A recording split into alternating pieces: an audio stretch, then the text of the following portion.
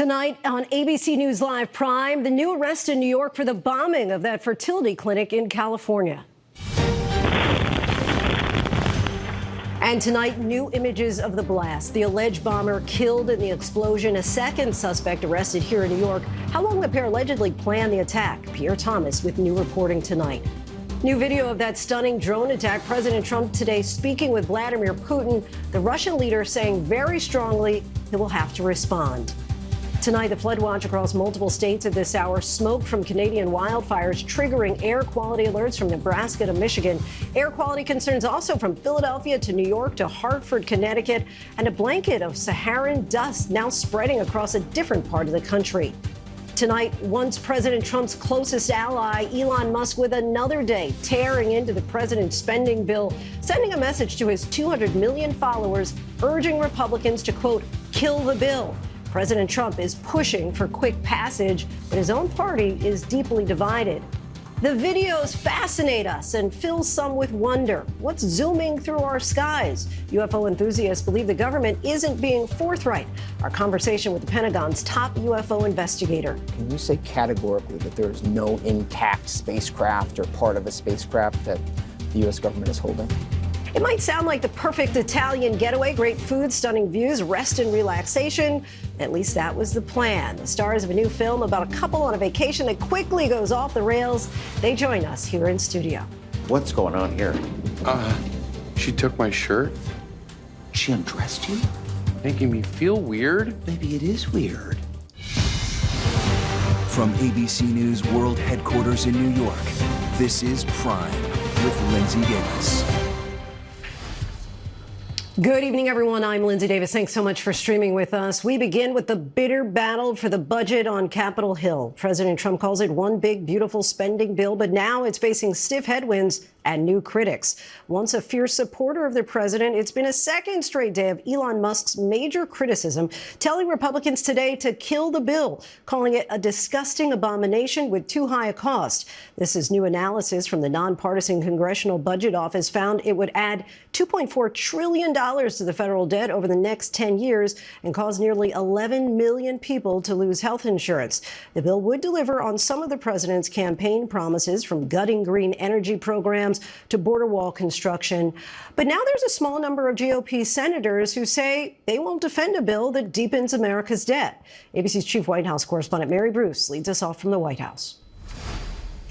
He was one of President Trump's closest advisors, just last week given a golden key to the White House. But tonight, Elon Musk is urging his 220 million followers to tank the bill that defines Trump's agenda. Musk posting on X, "Call your senator, call your congressman. Bankrupting America is not okay. Kill the bill." I think he's flat wrong. I think he's way off on this, and I've told him as much. Today, the nonpartisan Congressional Budget Office saying the bill, which extends Trump's 2017 tax cuts and makes cuts to Medicaid, would force 11 million Americans to lose their health insurance over 10 years and add $2.4 trillion to the national debt. Musk labeling it a disgusting abomination. The president still hasn't said a word about Musk's outburst, at least not publicly. He's not delighted that Elon did a 180 on that, but look, I don't know what happened in 24 hours. Everybody can draw their own conclusions about that. Some Republicans suggest Musk may be motivated by his own self-interest. Sources telling us he's frustrated the bill cuts the electric vehicle tax credit, which benefits Tesla owners. They say he's also annoyed Trump struck deals with rival AI companies and that Trump withdrew his choice for NASA administrator. Why do you think Elon Musk is trying to kill this bill? Well, I can't speak to, his reasons other than what he stated. But the fact is, even before Musk's campaign to kill the bill, a number of Republican senators had serious concerns of their own. Among them, Rand Paul of Kentucky. But I can't, in good conscience, give up every principle that I stand for and every principle that I was elected upon, and that's that we can't accumulate more debt. And then, of course, there are those Republicans who say it will actually generate more government revenue. Mary Bruce joins us now from the White House. And Mary, I know the president just met with key Republicans at the White House. What are you hearing about that meeting? Yeah, well, we actually just spoke with Republican leader John Thune and some of the other key Republicans on the Senate Finance Committee after they met with the president for about an hour. They are expressing optimism and trying to project unity despite these attacks from Elon Musk, saying they are going to get this done one way or another. But Lindsay, tonight all eyes are on the breakdown of this relationship between Elon Musk and President Trump. Musk, in fact, just moments ago, posting again. He is railing against this bill, now giving it a new name, labeling it the debt slavery bill. Lindsay. Quite a name there. All right, Mary Bruce from the White House, thanks so much. Thank you. And staying on this now, we have Oregon Democratic Senator and Senate Finance Committee Ranking Member Ron Wyden. Thank you so much, Senator, for joining us. Appreciate your time tonight. Let's start with Elon Musk. Democrats have had their differences with him over Doge cuts, but now the world's richest man is trying to kill this budget bill. Would you work with him directly to do that? Well, first of all, my constituents at home in Oregon have been saying the same thing for weeks and weeks. I have opened all town hall meetings. I've had well over 1,100 of them. Republicans don't do that sort of thing, and I can tell you my constituents have been saying that this is a bad bill coming out of the House. You know, legislation is really about choices, and the Republicans have made their choices. It's basically they're willing to roll up big deficits and help the people at the very top. We're concerned about affordable health care, energy prices that are reasonable, and making sure working people can pay the bills. We're hearing about Republican senators who are skeptical about this bill, especially over Medicaid cuts. Republicans have a narrow majority. Have you had talks with some of those reluctant Republicans about teaming up here? I have, and the fact is we've done bipartisan health care efforts in the Finance Committee in the past. For example, reining in the PBMs, these pharmaceutical benefit managers that are price gouging. But the reality is the House of Representatives didn't want to do that. They wanted to give the breaks to the people at the top and pay for it by generating revenue by cutting folks of modest incomes. It's too bad because my record has always been about bipartisanship in health care. They just haven't been interested. And Senator Wyden, you've been outspoken in defending Medicaid and health care. Now the CBO estimates 10.9 million people would lose Medicaid with this bill. Republicans maintain, though, that it would only cut beneficiaries who shouldn't be on Medicaid in the first place or those who refuse to do mandatory paperwork. What's your response to that? I think that's baloney. The reality is it's going to hurt 16 million people who are going to lose coverage. This is the biggest Medicaid cut in history. And I started working on these health care issues with the senior citizens group, the Gray Panthers, and I think a lot of older people with this program coming out of the House are going to feel like they're getting hit by a wrecking ball. As we mentioned, you're the ranking member of the Senate Finance Committee. We spoke with Senator Lankford yesterday, who's also on that committee. Is there anything you feel like your Republican colleagues on that committee and beyond would be receptive toward including in this bill based on Democrats and their wants and needs? I really don't see any evidence they want to work in a bipartisan way. We've done that in the committee in the past, even in international trade. You know, they're supporting the Trump approach that's just going to raise prices on working people. We're for trying to make sure that working people can afford the necessities. What do you think at this point is the outcome that's going to happen here if you're to look at your crystal ball? Well, my hope is we're going to the grassroots. I'm working with my colleagues on the question of making sure that energy prices are affordable. I wrote the Clean Energy Tax Credit package. We're reaching out all over the country, and I think political change hardly ever starts in Washington, D.C. and trickles down. It's grassroots. I know you wrote the book, It Takes Chutzpah. We had you on the show about that. Speaking of chutzpah, are you willing to work with Elon Musk? Are you willing to, show people really what you're made of? How far are you willing to go on the mat here? One of the rules in my It Takes Chutzpah book is we'll work with anybody who wants to do the right thing. But if you don't want to do the right thing, look out. We're going to take you on. Senator Ron Wyden, we thank you so much for your time. Thanks for having me. So we do have some breaking news now. President Trump has just issued a national security proclamation that restricts the ability of foreign nationals from certain countries from entering the U.S. The order applies to 12 countries, including Afghanistan, Haiti, Iran, and Somalia. People from 7 countries will have a partial restriction. The president cited national security concerns. For more on this, let's bring in constitutional law professor James Sample. Thanks so much for joining us, James. We saw a similar move in Trump's first term. It was challenged challenged in court. The courts weighed in back then. Bring us up to speed on the legality of this. That's absolutely right. We did see a similar move in the first term, and the courts sort of reined it in, and then it got refined a little bit more, and then they reined it in again, and it got refined a little bit more to the point where it was ultimately deemed constitutionally acceptable. You know, that was often referred to because of the terminology in that particular instance that had been used in the campaign as a Muslim ban, and then it was by broadening it out to countries that weren't necessarily as easily identified by a particular ethnic or religious faith to other countries, that ended up being a deal, making it more amenable to constitutional scrutiny. In this particular instance, obviously, in the wake of some national security instances, and particularly I think that the White House proclamation here ties this to the incident in Boulder, this is a broader scope and not necessarily targeted at any one particular ethnicity, but there are countries. The president has broad authority over national security matters. The president has broad authority over immigration matters. But as we have seen in other contexts, whether it's Tren de Aragua and Venezuelan immigrants, there will still need to be some vetting of this on a constitutional level, and broad authority doesn't mean plenary, unchecked power. So basically, you say that you do expect that there is going to be some vetting. Do you then expect that this will be challenged in courts? I think that that's the right question. I think it will inevitably. I don't think there's any question at all that it will be challenged.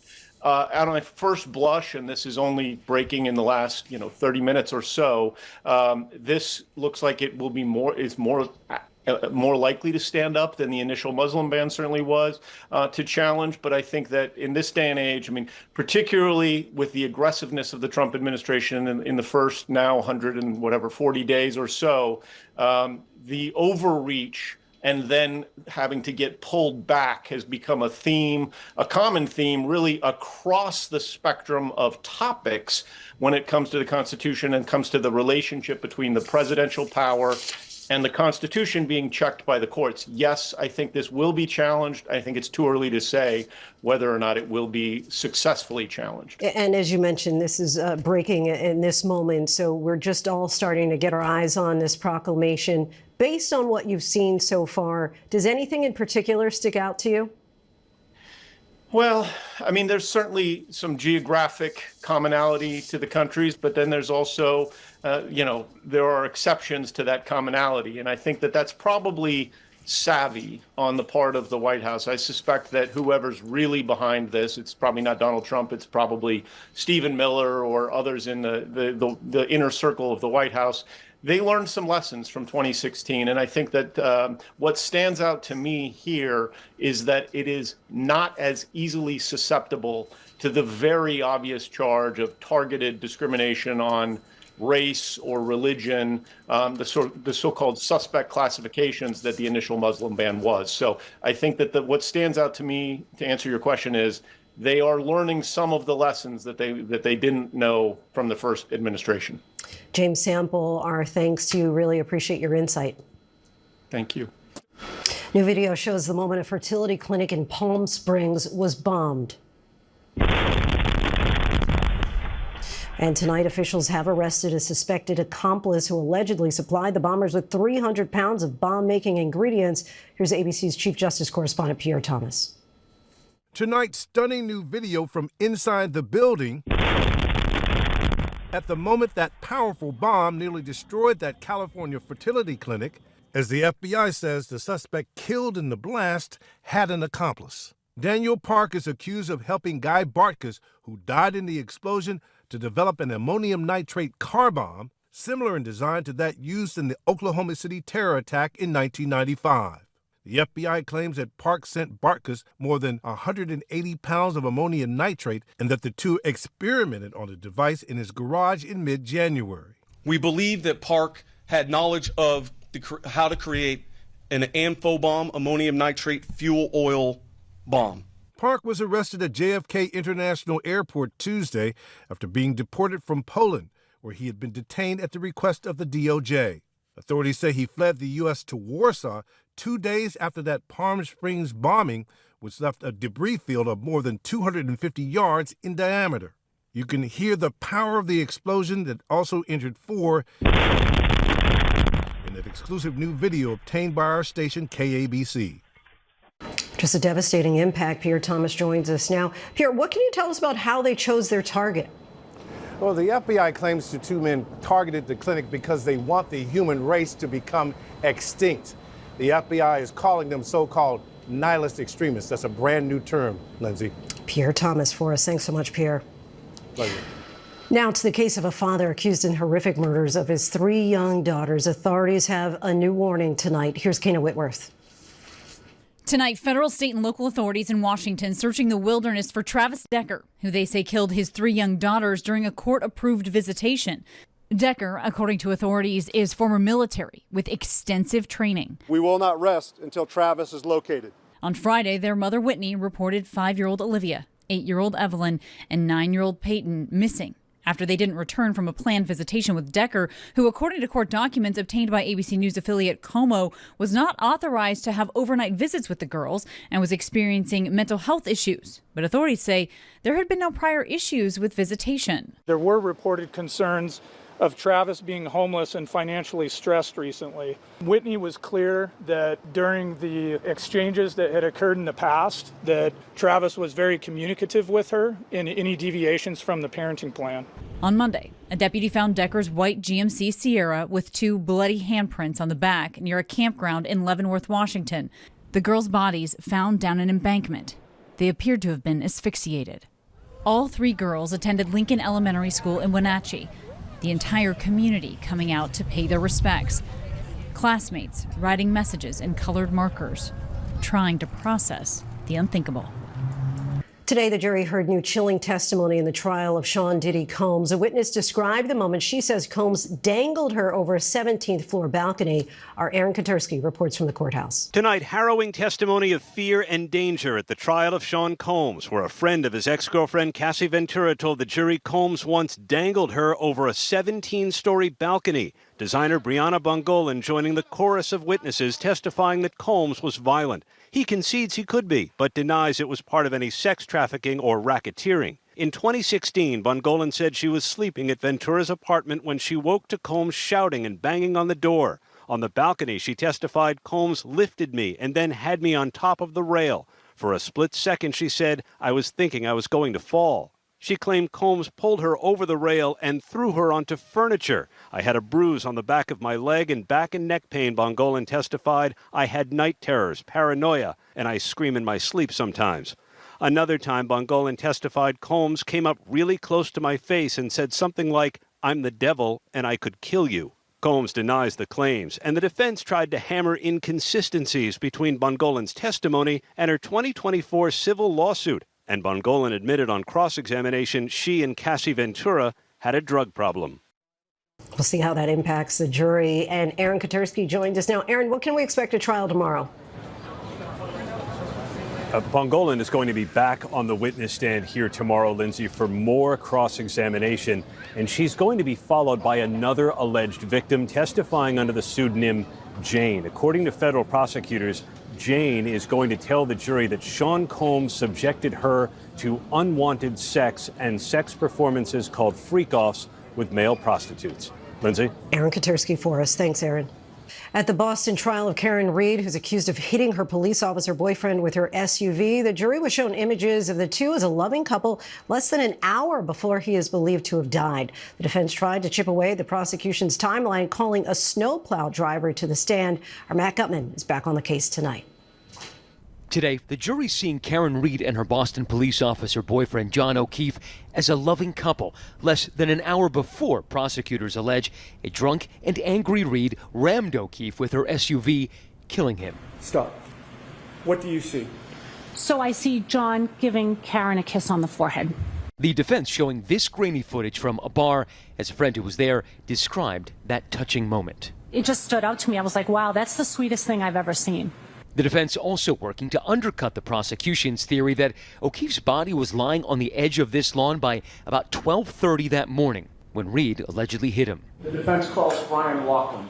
Snowplow operator Brian Loughran testifying that he cleared the road twice early that morning when there was only a couple of inches of snow on the ground. When all of those lights are on, how bright is it in front of your truck? Extremely bright, almost as if I had a spotlight. But he did not see John O'Keefe. How much of the front lawn of 34 Fairview could you see? I could see all the way to the front door. Did you see a 6'1", 216-pound man lying on that lawn? No. Our thanks to Matt Gutman. The number of injured victims from that horrific firebombing of a peaceful Jewish gathering in Boulder, Colorado, has grown to 15. Boulder County officials said today that suspect Mohammed Solomon used Molotov cocktails to commit his crime after his attempts to buy a gun were denied due to his expired visa status. The Department of Homeland Security says the suspect's wife and children are now in ICE custody and are being processed for expedited removal. But late today, a federal judge blocked their deportation. Stunning new images of Ukraine's drone mission inside Russia were released today. Drones are seen lifting up out of containers and flying to military sites deep inside Russia, setting military jets ablaze. President Trump spoke with Russia's leader Vladimir Putin on the phone today, with Putin warning him of what's coming next. Here's our chief global affairs anchor, Martha Raddatz. Tonight, dramatic new video showing Ukraine's brazen drone attack, setting some of Russia's most valuable warplanes on fire. Those drones smuggled deep inside Russia. Video showing one of them lifting out of its container, heading to its target.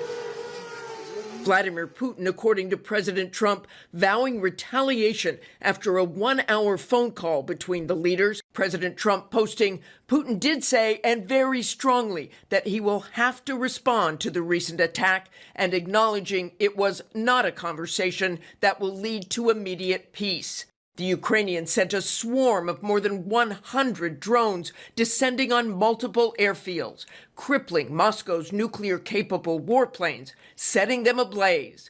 New satellite images showing the destruction. Tonight, a U.S. official telling ABC News Ukraine destroyed at least 10 of the 20 Russian warplanes it targeted. That's less than half of the 41 aircraft Ukraine claims it blew up.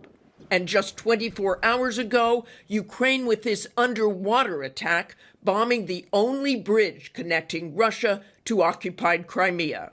Martha Raddatz reporting. The Trump administration is threatening Columbia University's accreditation over the school's alleged failure to combat anti-Semitism. The Department of Education urged Columbia's accreditor today to pull Columbia's accreditation. That's the process that holds institutions to educational standards and determines eligibility for loans and financial aid. The move could have major implications for universities. Education experts suggest it would strip students of protections. A Texas hospital that repeatedly discharged a woman whose life was imminently at risk from her non-viable pregnancy has been found in violation of the law. 36-year-old Kylie Thurman was bleeding and in pain and ultimately lost part of her reproductive system due to her ectopic pregnancy. In a state with a strict abortion ban, a federal investigation found that the emergency room can be held accountable using a Biden-era law requiring hospitals to provide care for ectopic pregnancies. There are flood threats and air quality alerts across the country tonight. Outside Dallas, high water rescue teams found a man dead inside his car, completely submerged by floodwaters. Smoke from the Canadian wildfires triggered air quality alerts in Kansas City, Missouri. Our chief meteorologist, Lee Goldberg, from our New York station WABC, is tracking it all for us once again. Hi, Lee. Hi, Lindsay. And we have air quality alerts from the upper Midwest to the Northeast, but for different reasons. Of course, it's the wildfire smoke that's pouring into the upper Midwest. So the alerts go from Des Moines up to Chicago, Milwaukee, and Green Bay, and there'll still be some smoke there tomorrow. Poor air quality because we have a stagnant air mass in the Northeast, so unhealthy air levels into tomorrow. We track the smoke, and for tonight, Iowa into Wisconsin, UP and Michigan. Tomorrow, it's a smoky day in Chicago. Hazy skies as we go into the Northeast, but you can see overall it's definitely thinning out. From the smoke to the dust, the big Saharan dust plume coming from the Caribbean. It's come all the way across the Atlantic. It's peaking tonight over Florida. It does thin out, and it's also combined with some rain and storms. Thinning out a little bit, might get a little hole for a colorful sunset. Otherwise, that'll thin out over the coming days. Now the storms west of the Mississippi. Flood watches out for southwestern Missouri. There's a tornado warning storm there earlier in the day, and more flooding occurring across the Four Corners into Las Vegas and Flagstaff. Lindsay? All right, Lee, thanks so much. British pop star Jessie J has revealed she's battling breast cancer. The 37-year-old singer, best known for hits Price Tag and Bang Bang, says that the cancer is in the early stages, writing, "I'm holding on to the word early." She announced plans to undergo surgery following a concert appearance later this month. Still ahead, the lengths being taken to find a famous prop that's been missing for decades. Marty McFly, a.k.a. Michael J. Fox's Cherry Red Gibson from Back to the Future. And in our Prime Focus, we go inside the Pentagon's efforts to explain alleged sightings of UFOs, what we know and what we don't. Is it possible there's a secret program here that you just don't know about?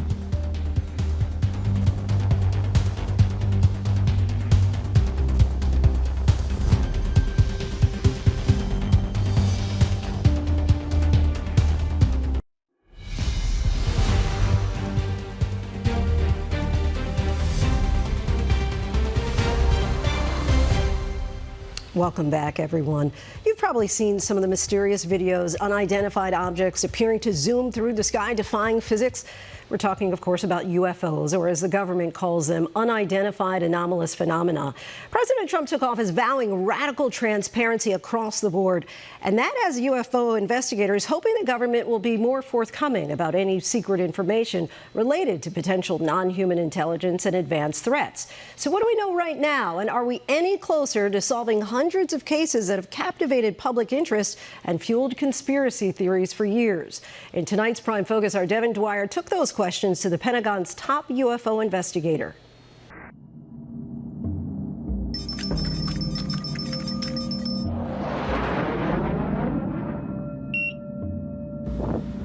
How will you know when you're looking at something that could be extraterrestrial life or non-human intelligence? I think it's going to require a lot more than the blurry videos that I have right now. The videos have fueled our fascination. What many know as UFOs, the government calls unidentified anomalous phenomena, or UAPs. Oh my gosh, dude. Wow. More than 1,800 reviewed by the Pentagon since 2022. Objects like this one, a sign of life beyond Earth?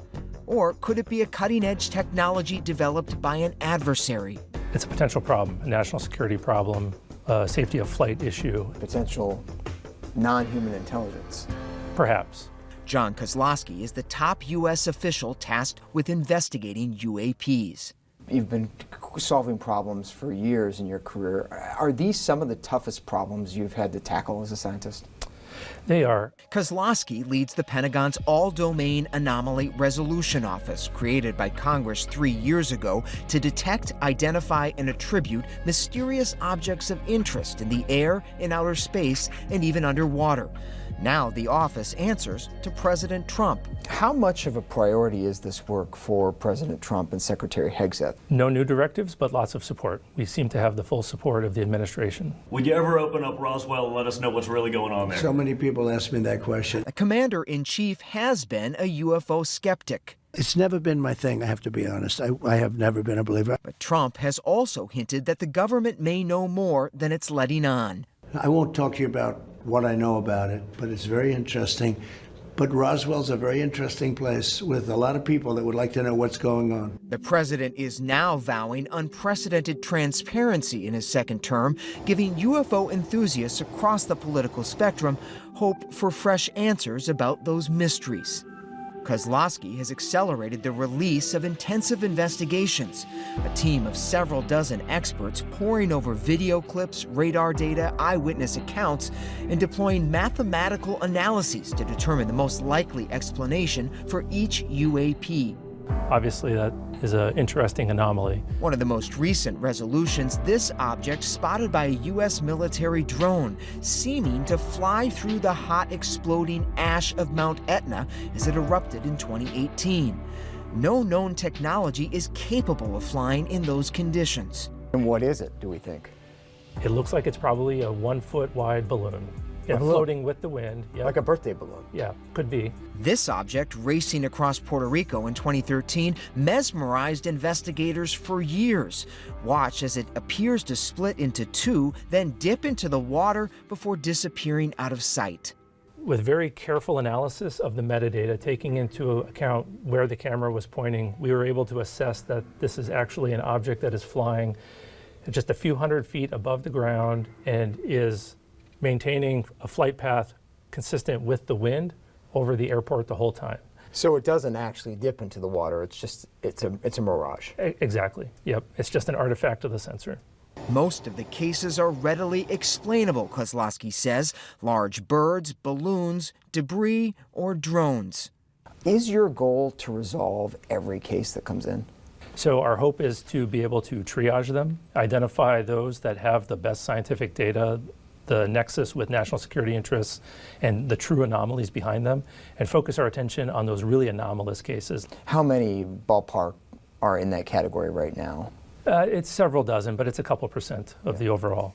One unexplained anomaly is the so-called Tic Tac incident of 2004. Really no idea what that might be.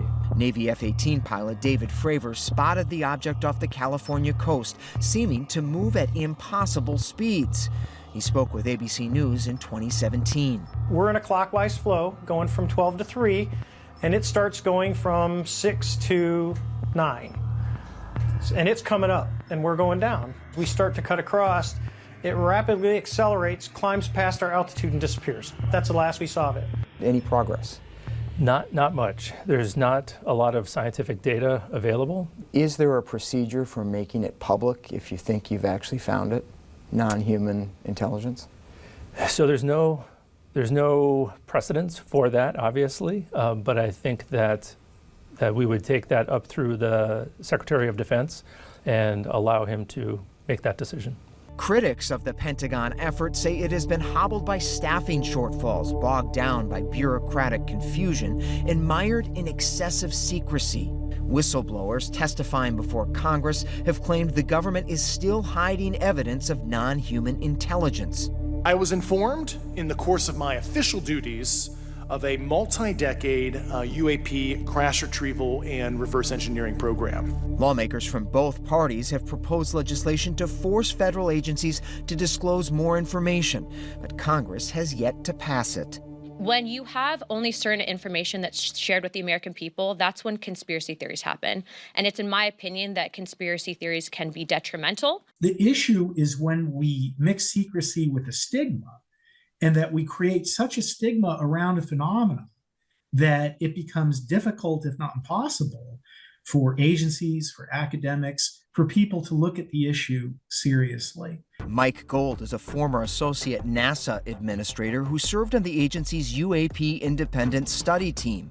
He's now part of a group of scientific and national security experts pushing for greater transparency. I have high hopes for this administration, not only because of what the president said, but Tulsi Gabbard, our DNI, explicitly mentioned UAP in her congressional hearing. That helps push back against the stigma. Should the president, with the stroke of his pen, do what he did with the JFK files and declassify anything related to UAP? I would applaud an executive order to declassify information relative to UAP. Gold says he's been urging Congress to support more aggressive analysis of troves of existing government data. If we study UAP, not only can we help with national security, and even if we don't discover something exotic, what's the worst case scenario? We discover an incredible new physical phenomena. Last year, the Pentagon completed a historic review of 80 years of records related to unidentified anomalous phenomena and concluded there is no evidence that any U.S. government investigation, academic-sponsored research, or official review panel has confirmed that any sighting of a UAP represented extraterrestrial technology. You confident in that? Yeah, that stands true. Can you say categorically that there is no intact spacecraft or part of a spacecraft that the U.S. government is holding? I have not been able to corroborate any of those claims. Is it possible there's a secret program here that you just don't know about? Anything's possible. Keeping an open mind and an open door as the Pentagon team investigating unidentified anomalous phenomena faces growing calls for answers. So many eager to know. Our thanks to Devin Dwyer for that. Coming up, the search is on for a famous guitar seen in the movie Back to the Future. And the craze for the toy made overseas that resembles a gremlin. We take a look by the numbers. Welcome back, everyone. As the American toy industry suffers from Trump's tariffs on China, there's one Chinese-made accessory that seems to be tariff-proof. Soft plushies that resemble gremlins. They are called Labubus. They are seeing a surge in popularity. Let's take a look at the Labubu craze by the numbers. These bright-eyed charms with razor-sharp teeth are driving huge sales for China-based toy maker Pop Mart. Their revenue in America grew nearly 900% last year, according to Citigroup research estimates. Labubus generated about $410 million in revenue for Pop Mart in 2024, not to mention long lines and even overnight campers outside their stores. Most of the Labubus retail for about $20, but some are resold for more than $1,000. Yes, that's for a plushie toy no taller than 20 inches. With a market cap estimated at $34 billion, their popularity is outpacing Sanrio, Hasbro, and Mattel combined. While many U.S. toy makers warn of huge hits to their profits, even bankruptcy, Pop Mart saw revenue increase 9 times in the first quarter, and North America is now their fastest growing region. Labubu mystery boxes, where a buyer doesn't know which figurine is inside, reached such popularity in China that they ban their sale to kids younger than 8 years old and require a guardian's consent for older kids. Whether or not you think they're cute, the Labubu craze is dominating handbags and collector shelves worldwide. Coming up, after a week of mixed messages from the government over vaccine recommendations, a CDC official overseeing COVID vaccines has resigned. Why, she says she could no longer stay in the role. And a horror movie, but make it funny. The stars of I Don't Understand You, the story of a dreamy Italian vacation gone horribly wrong. They join us. Stay with us.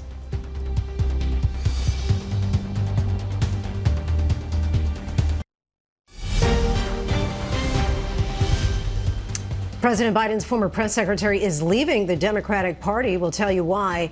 He murdered his teacher nearly 50 years ago and confessed at the time. So why are authorities just IDing him now? And the renewed effort to find the famous Back to the Future prop that's been missing for decades. These stories and more in tonight's Rundown. White House press secretary under President Biden, Karine Jean-Pierre, has left the Democratic Party. The announcement came in a release for her new book, Independent, a look inside the broken White House, outside of party lines, where Jean-Pierre will explain why Americans should, in her opinion, look beyond party lines. The book will be released in October. California authorities now allege a 16-year-old boy killed a teacher at a San Jose high school in 1978. Diane Peterson was found stabbed to death in a Branham High School hallway one day after school let out for the summer. Her murder had been unsolved for nearly 50 years, but officials announced Monday that Harry Nickerson had been identified as the killer.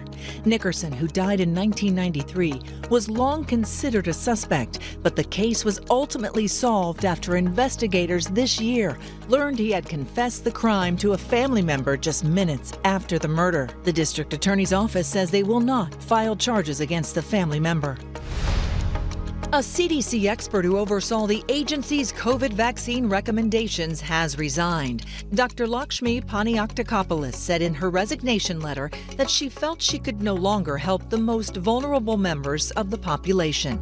The decision follows a week of mixed messages from health officials about who should be eligible for future COVID vaccines, with healthy children and pregnant women briefly having the shots removed from their immunization schedules. It also comes a few months after Dr. Peter Marks, the FDA's top vaccine doctor, resigned.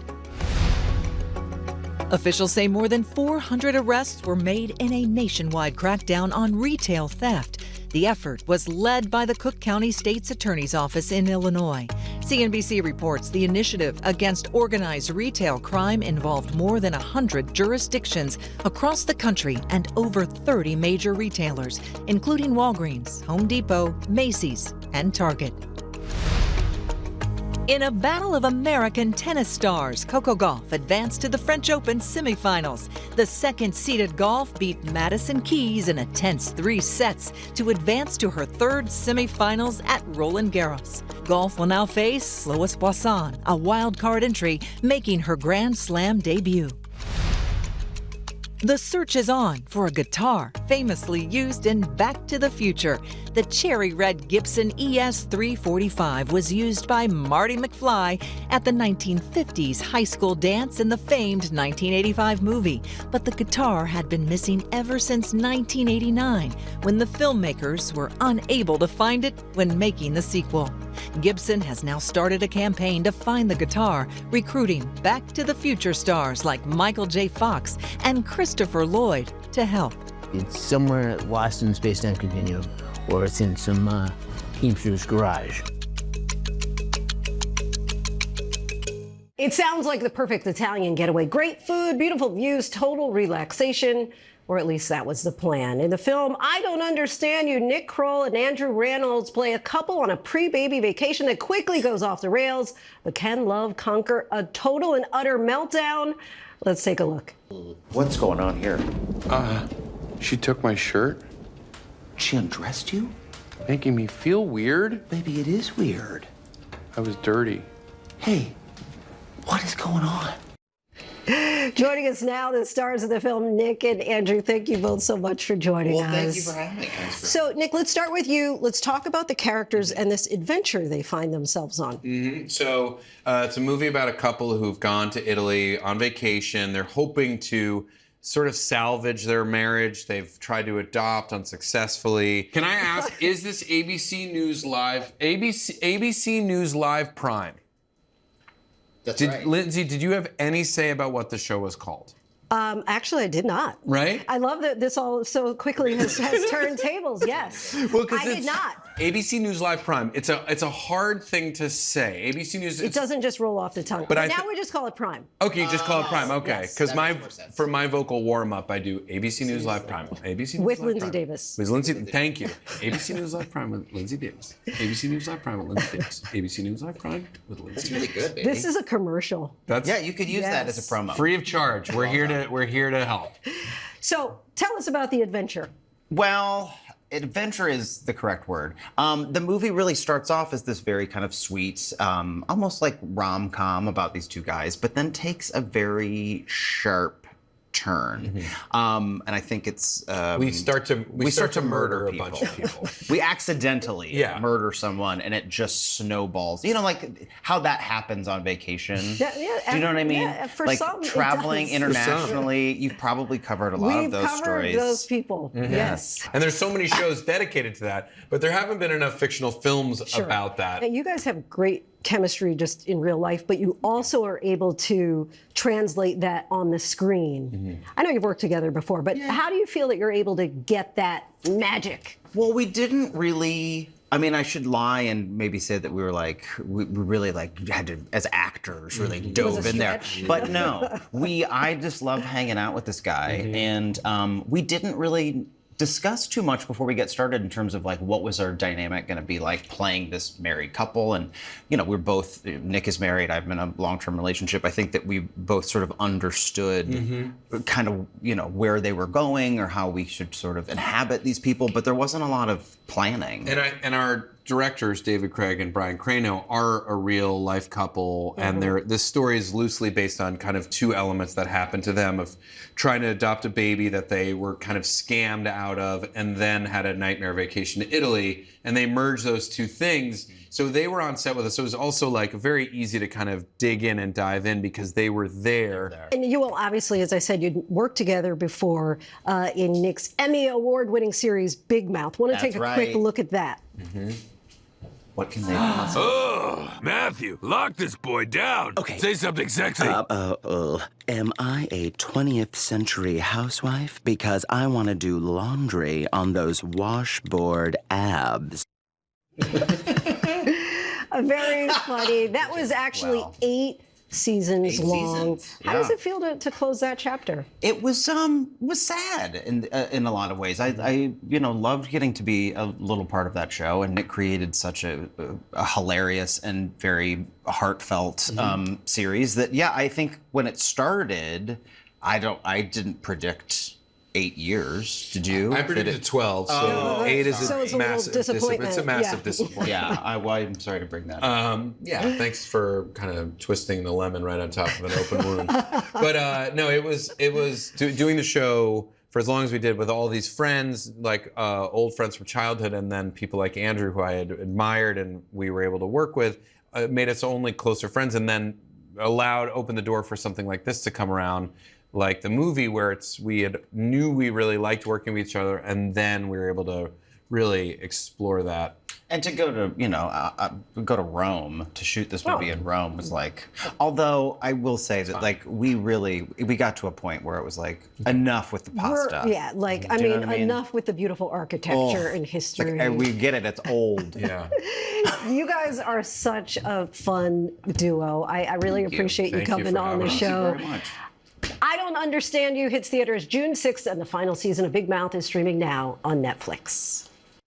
On this global running day, our Danny New has the story of a runner who is going the distance on the track and as a mother.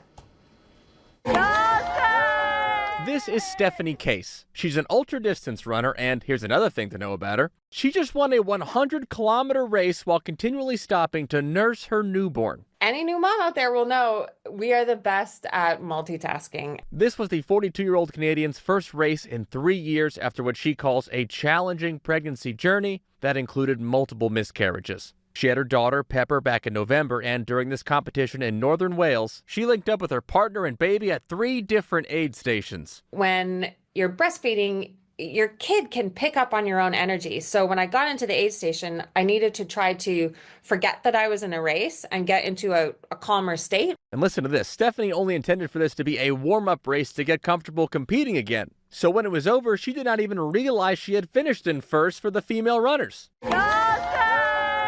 That video you saw earlier was actually a reenactment recorded moments later, because Stephanie started in the last heat a half hour after the first wave. A different runner had actually broken the tape first, and later learned, nope, she came in second. I ran across the finish line and I was so excited because I felt like I'd had a strong day for me. And then the race organizer said, hold on, we're checking the chip times, but we think you might have won. And I was absolutely floored. In the weeks since, Stephanie's comeback victory has attracted attention online around the world. One commenter on her Instagram writing, as a 6-month postpartum mom, I'm struggling to find the words to express my awe and appreciation for showing the world how incredible women and moms are. And on that note, what does Stephanie hope other moms take from this moment? They don't have to give up their passions and their dreams when they become a mom. The things that make us happy and whole are the things that make us better parents. Love that she has the baby on the podium there. Our thanks to Danny New for that. That is our show for this hour. I'm Lindsay Davis. Be sure to stay tuned to ABC News Live for more context and analysis of the day's top stories. Thanks so much for streaming with us.